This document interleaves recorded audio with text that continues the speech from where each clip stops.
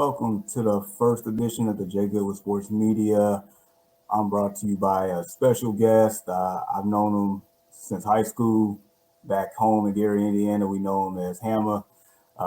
Nowadays, he is Coach James Scott out of, I'm saying this right, Owasso, Oklahoma. Correct.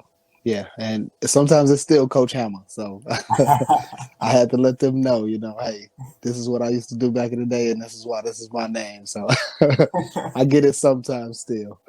Hey, before we begin, man, how you doing this morning? Oh man, I'm doing well. I can't complain. How about yourself? Hey, no complaints, man. Getting closer to the holiday season, Yep. so we're all in good spirits over here.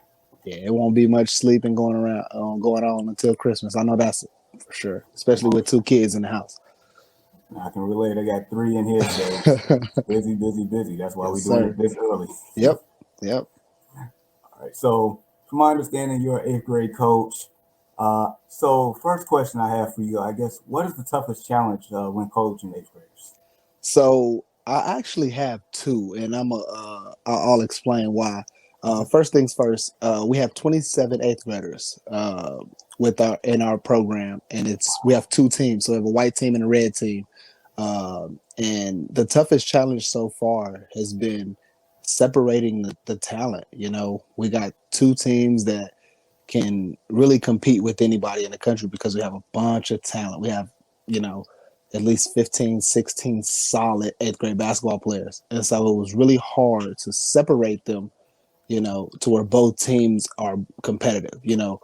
Some kids will look at it as an A team and a B team and get down on themselves if they're on the B team, but that's not how we operated. We actually separated them to where it's about the top 8 guys on each team. And so it was a tough dynamic to help them understand that, hey, we're developing you for high school basketball.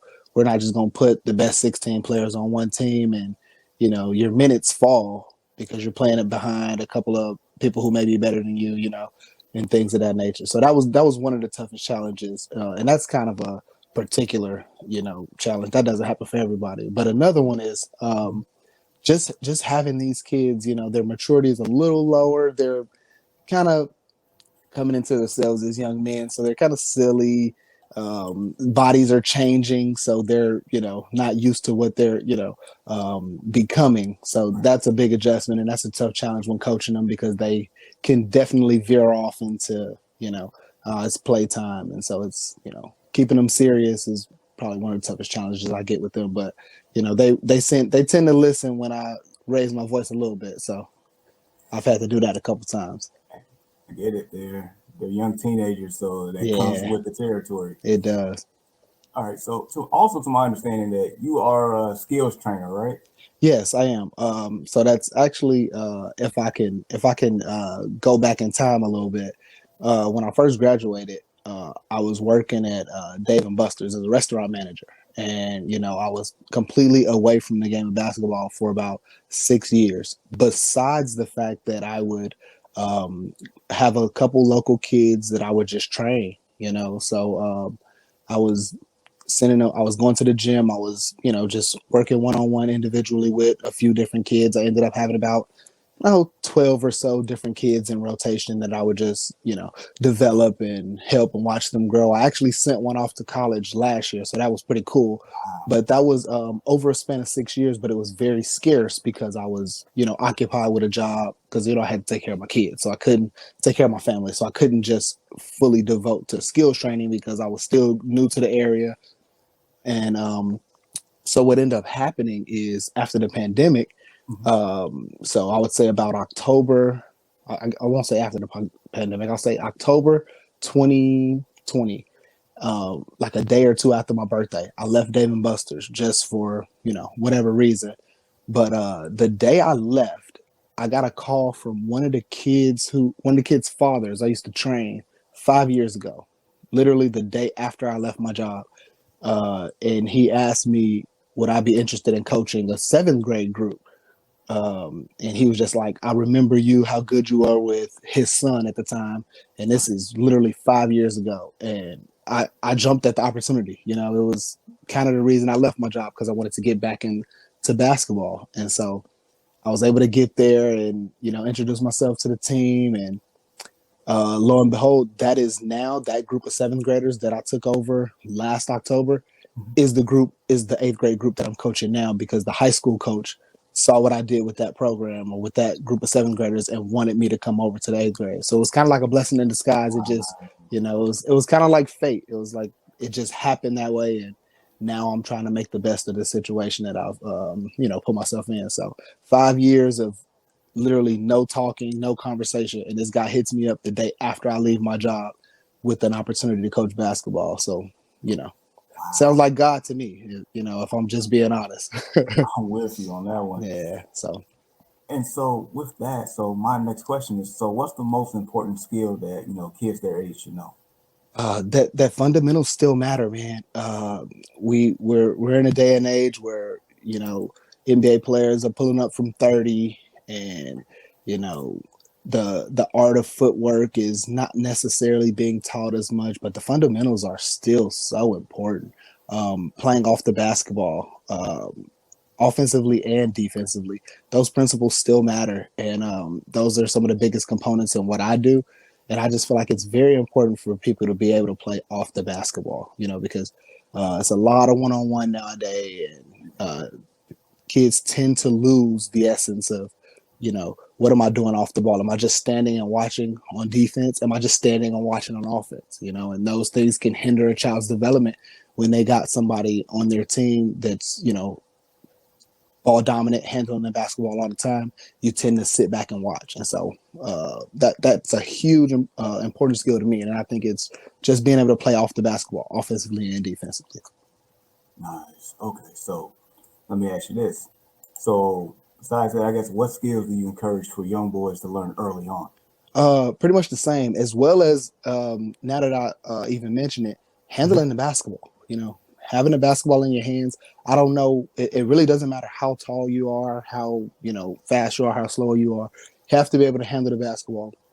You have to have some footwork and some skills on your feet. So being able to move, cut, set screens, come off screens, play off screens, defend screens, knowing what to do. It's a lot of pick and roll basketball, especially, at this age, as opposed to when I was this age. We didn't do a lot of pick and rolls and things of that nature, but now it's second nature. So you have to be able to play off the pick and roll, handle the basketball, know how to read and react what the defense is doing on screens, or how to react to what your post may be doing off of a screen, or if you're a post, what your guard is doing off that screen, so that you know how to react to his movements. So a lot of reactions, a lot of seeing the entire floor and not just watching the basketball. So those are some things that I definitely encourage young kids to learn early on, so that it becomes second nature as they get older and they don't have to be taught the same thing over and over.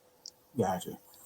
I mean, what you're saying, I get it. I guess it kind of goes to what I'm about to ask you next, because I feel like playing basketball when we were growing up now is a completely different game than what it is in Oh yeah, 2021. it is. I feel like it's a lot of more positionless basketball. A lot Yep, of people that could be, eventually be like 6'10" will probably have the same skills as a guy that's like 6'2", right? agreed.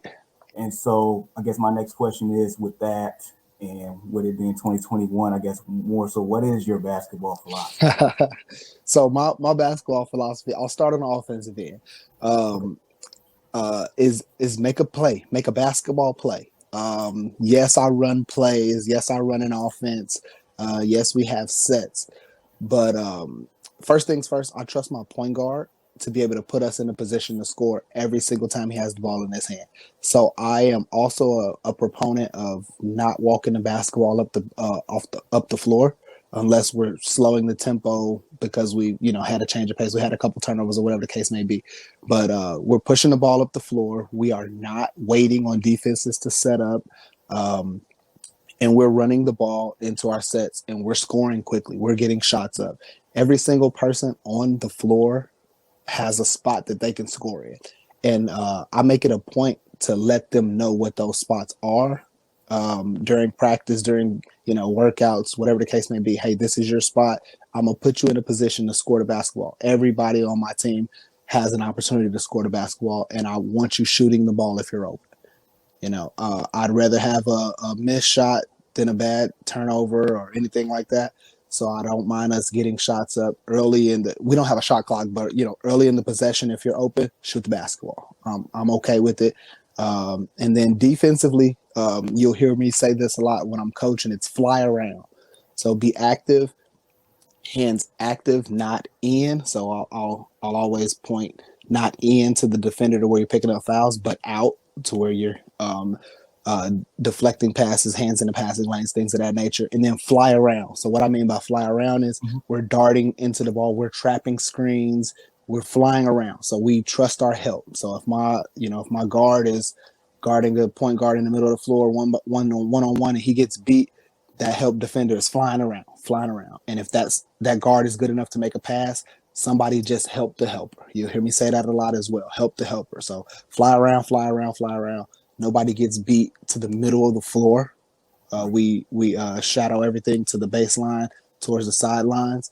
And if you get beat middle, you have to have, trust your help to be there to make things work that way. So it's pretty fast paced. We like to get up and down the floor. We like to, we're super energized. And then a couple of my philosophies that I've actually just adapted from watching the NBA.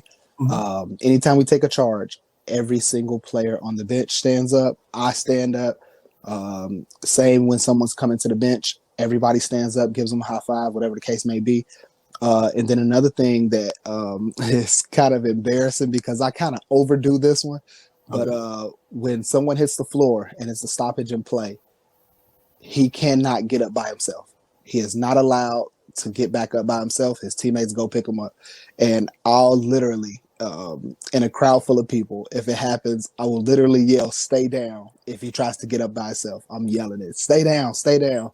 And that gives the rest of the team the signal to go pick him up because I will literally make him stay down until he gets picked up by his teammates. So that's just one of the things that's just the Coach James thing. I don't know. And they kind of make fun of me for it, but they don't fall for it anymore. They don't get up on their own. So I like it.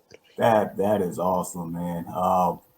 You know what? You did send me a couple of clips, so we're gonna go through them. You just walk through these clips. Let me know what's going on. Like what are you thinking here? Like how are these clips going to integrate into winning culture and stuff like that. So got it. Let's do it. All right, so we got this first one here. So this is basically just a warm-up drill. With our guards, we'll bring them to the side, we'll put a cone to represent a defender, and then I'll give them a spot on the floor to make a basketball move to finish at the basket.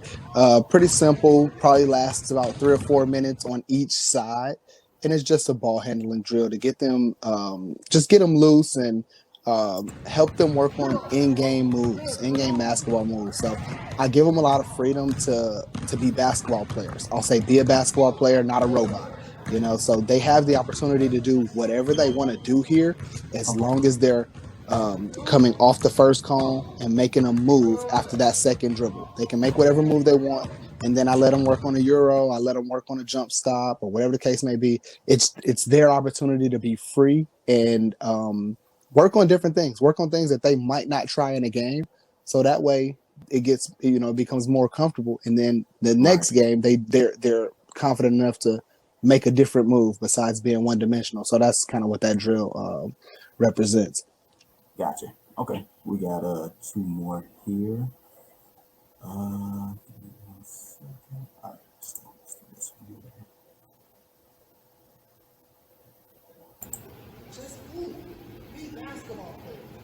There it is. You hear me saying be basketball player. And this is a pretty simple rebound outlet drill where I'm having them rebound and then sprint outside the free throw line. And we're getting the outlet and pushing the basketball up the floor and doing the same thing coming back.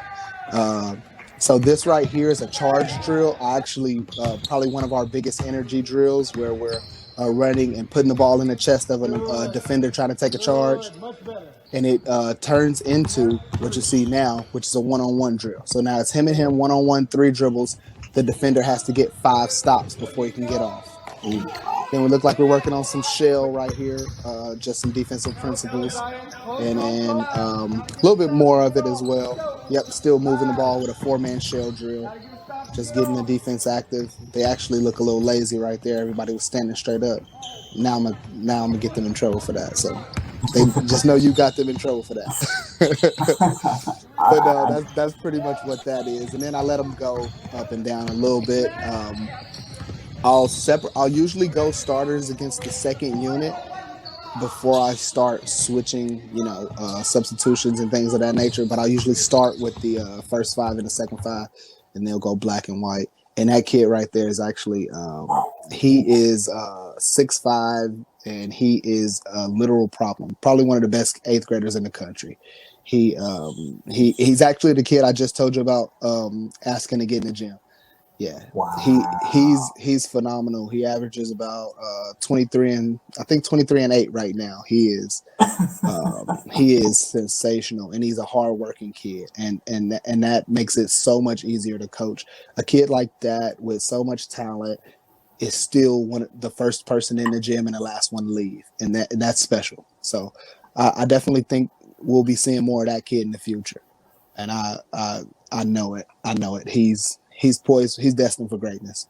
He's special. Wow. 6'5". Yeah, This he's special.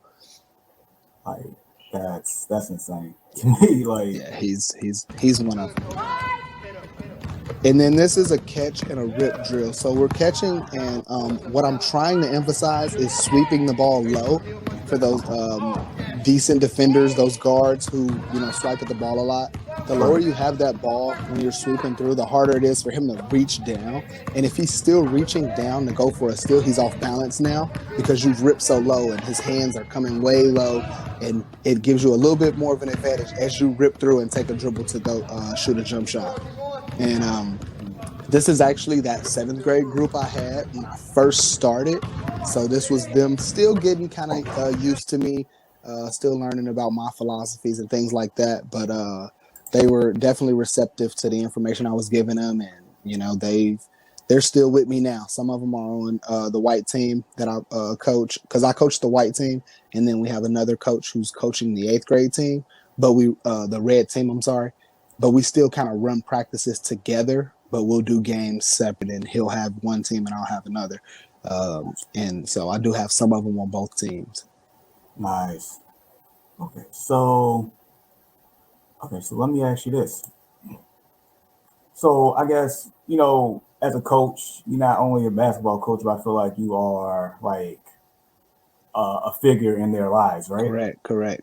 And so, what are some lessons that you are teaching these kids that they can take and carry with them for the rest of their lives? One is the probably the biggest. I guess I'll start with the most important thing is respect. Respect to your teammates. Respect to the facilities that we get to use. I know I probably haven't mentioned this, but Owasso is a huge school. They have a 14 floor at the high school, 14 basket practice facility that's Whoa. huge that sometimes we get to use. And so respecting the game of basketball, respecting your teammates, respecting your teachers, any adults in the classroom, and respecting your parents, it goes a long way. I got some kids, I won't say that they're bad eggs, but they're kids who are challenged, at home. So they come to school and kind of feel like it's time to act up a little bit, act out a little bit. And I've definitely had to let them know that respect goes a long way. And your education is just as important as playing on this basketball team. And under no circumstances will I let your education struggle just so that you can come play basketball with me. And I don't care how talented you are, or whatever the case may be. So you have to get your things done in the classroom, respect those teachers, respect those administrators, the other adults in the building, and be disciplined. I talk a lot about discipline as well. I'll say this: our team is really good, and I'm trying to. I will remain humble, but they're a really talented group. Right now, we're 5-0, and we've won every game by at least 22 points at the moment. So they can tend to get a little high on themselves to where they feel like that they can't be touched. So being disciplined and not being complacent. So that's another thing. And not just being complacent in basketball, but being complacent in life. Reach for goals that seem unattainable. Step outside of your comfort zone, and that's when it comes to anything. You're getting all B's in school, then step outside of that comfort zone and go get an A. The same way I tell them on the basketball floor. Yes, we're winning right now. We're not playing against a team that's that great. Step outside of your comfort zone and work on something different. Work on something that you can get better at. Don't be okay with being where you are. Never, and that's in any part of life. So I would say respect, discipline, and complacency are some things that I definitely try to instill in these kids as they're getting ready for high school basketball. Because what I will say, what I say a lot is that's going to change next year because some of these eighth graders are going straight into varsity basketball. So they go from, they go straight from the top at the eighth grade to now you're the youngest kid on the floor on a varsity basketball team. So it's going to be an adjustment that needs to be made. So it's definitely not a good thing to be complacent and, stuck where you are. So. Wow. You make valid points there. And I know when you was in high school, I mean, you definitely did your thing. And Yeah. so basically after that, take me through like, how was your basketball career after that from leaving Roosevelt to, I Okay. guess, where you are now? Like, what did you take from it? Okay, we can do that. And what I will say is this was a really long journey, and I'll try to keep it short, for time constraints. But in high school, I'll be honest, I was the best player on the team my senior year, but I was coming off the bench for circumstances beyond my control. We'll leave that there, but it taught me that nothing's free. You got to earn everything. So my first year in college, this was probably one of the toughest years of my life as a person and as a basketball player. I wasn't too familiar with the college settings, so I thought I can just go Division I and walk on, and I'll just make the team because I was so good in high school. I'll be all right. So I walked on to the University of Arkansas Little Rock, which is the school that my dad went to. He actually holds the all-time scoring record there. And so I'm thinking, I'm just going to go break my dad's record. This is nothing. I'm so good. I was so good in high school. This is a piece of cake. I get in and it was not a piece of cake. I was 6 feet tall and I was 145 pounds. So I was literally 50 pounds lighter than everybody else in the gym.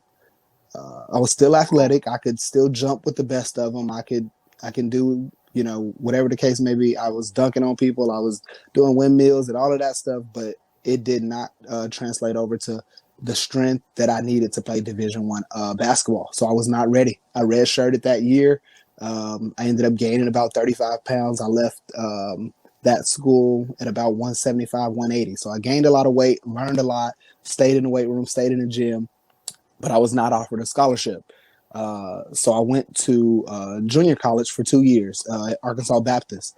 I was actually fortunate enough to play under Corliss Williamson those 2 years. He played for the Kings, won a title in Detroit, 6 Man of the Year. Super valuable 2 years of my life came from being coached by that guy because he was just, super basketball savvy and definitely put us in positions to do well. We led that team to our first national tournament appearance. My 2 years there, so that was pretty cool. That was a big accomplishment. And then that's from there I moved to Oklahoma to play my last 2 years in college. I had some individual success in Oklahoma at Bacon College. It's in Muskogee, Oklahoma. It's probably about an hour from where I am now, but had some individual success. Not a lot of team success. We had a bunch of misplaced talent. We had a lot of people from a lot of different areas, never really jailed and got to know each other really well. So we kind of struggled as a team. I played well, some all conference nominations and things of that nature. But that's kind of what took me into graduating, and that's where I ended up getting my business degree from. So that was kind of how it looked. But all in all, it was up and down. You know, I struggled my first year, had some success on the floor, individually and as a team in junior college, and then I pretty much just had individual success in in Oklahoma. We did not win a lot of games, so Hey, I mean, you're honest. So I yeah, mean, I feel like with any journey, you're gonna have your struggles, definitely. but it's also positive things you can gain from it. Oh, It's tons, tons. It was definitely so many things that I've learned from every single step of that, of that journey. And in Arkansas, the first year, it was you're not as good as you think you are. It's always somebody better. And then when I got into junior college, at that time, my mindset was junior college was a step down. Like, oh, I'm a D1 player. I should be in somewhere playing Division 1. And I'm here to say some of the best players I've ever played against, I played against them in junior college. Some of the best, and that's the honest to God truth. It is some talent in the junior college pool, and it was definitely a wake up call. And then my last 2 years, it was it made me think, I was still thinking about playing overseas and things of that nature. But with not a lot of team success comes no tournament basketball. So you don't get to play on the biggest stages and things like that because of non-team success. So it put me in a perspective where, hey, as good as you're playing, you still need a team to, get you where you need to be so that you're in, so that we get to play on the bigger stage. We get to play in the tournaments and things of that nature. We didn't get those things. And so it made me realize that, hey, yeah, I can be this 20 point a game scorer, but if I can't help my team win, then this is where I'll be stuck. So gotcha. Okay. All right. Let's switch gears here cool. because there's a lot of kids coming up, and I feel like AAU is a lot more like center stage now than Mm-hmm. back then. I know it was an up and coming thing, but now Right. it's just I feel like it's taking over. So my first question to you about it: is it good for kids? Um, I have to say, overall, AAU is good for kids because it keeps them on the basketball floor. All right, there are definitely some things that can hinder a child from playing AAU, such as everything just being one-on-one basketball, and it'll take away from a kid's progress if they're not the star on that AAU team. So you'll have kids who play the entire game and will only dribble the ball up and try to score. They won't play any defense. They won't make any passes. They won't do anything. And so you'll have those kids, but you also have those AAU programs where they are trying to develop, a team. So I'll give you an example. The seventh grade group that I had last year, one of the dads coaches an AAU type team to where we would travel a little bit. We wouldn't go too far, but we would travel, play locally, and it would just be in an AAU circuit. It was a smaller division, so it wasn't like the high stakes where we're going to, you know, the top camps and things of that nature. But we were still playing over the summer. And our philosophy was not that of the AAU kids. We were still trying to get them in the gym, get them working on things besides individual basketball. And so we were able to develop them a lot over the summer. And so I do think that some AAU programs still represent that part of basketball. So it really just depends on, if you can find the right program for your kid. I do think it's beneficial. Gotcha. And with that, is there a healthy balance between the two? Yeah. From AAU and school ball, Yes. I definitely do think it's a balance as long as, like I said, that development is still being taught. So if like I have 4 kids on my white team who are on the same AAU team. They all play AAU together. So these 4 kids are so in sync. Like they're 4 of my starters, and they're so in sync. And it's come from them playing AAU together for years and years and years. They've developed this chemistry that is really unmatched, and they are really the main reason our team is so successful, because of what they do off the floor and then what they do in the summertime. And their program is one of those programs that does not teach individual spotlight on you basketball. They're very system oriented, and then they come to me. It's funny that we talked about AAU being the spotlight one on one type thing, Right. and their program is the complete opposite. So when they get to me, school basketball, they're a little bit more free. I'm allowing them to be a little bit more free. So it kind of switched roles on them. So they get to me and they don't have to run as many sets and 10 passes and things of that nature. Then they come to me and they're a little bit more free and they have some fun. So um, it's definitely a good balance if you do have the right programs. That's pretty much all I can say about AAU ball. You got to find the right programs and those coaches who don't already have a favorite who they're just going to let go out and do whatever he wants, and things like that. Gotcha. And I was going to ask this one about politics, but I guess it goes all hand in hand, right? Depending on the program that you find. Hey, there's definitely politics in the game, even at this level. I won't necessarily discuss what they are.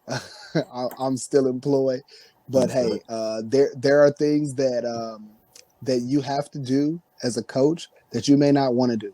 There are people who will be involved in your program that you may not necessarily want to be involved in your program, if that makes sense. So it's definitely a lot of things that you have to do before you can develop your own niche to where you are pretty much making every single rule for your program. So it's a lot to learn, a lot of people to shake hands with, and make sure that you're keeping happy. I'll say that.